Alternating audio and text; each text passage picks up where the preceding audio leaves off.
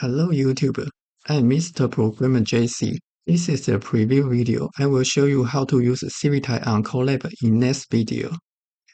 First, I will show you how to load a last 3 years model and with LoRa and keep your effort safety. What problem you may have? First, you can download the model even if it is free and can load the model and forget separately. So I will help you solve all of the problem. And Google will delete your effort because of your image may contain adult element. You know what I say. And on Civitai, I will help create the API key and then find the model you can use.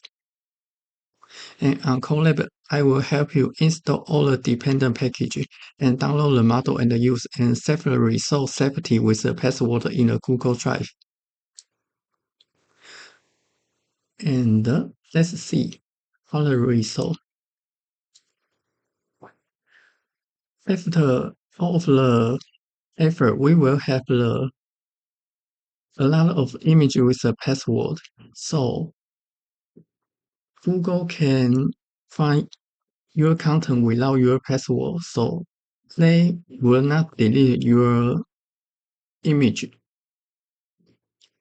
Let me see. Okay. So this is what you will get in next video. I will show what you will need prepare, and I will give you all of this code. Thank you for your watching today.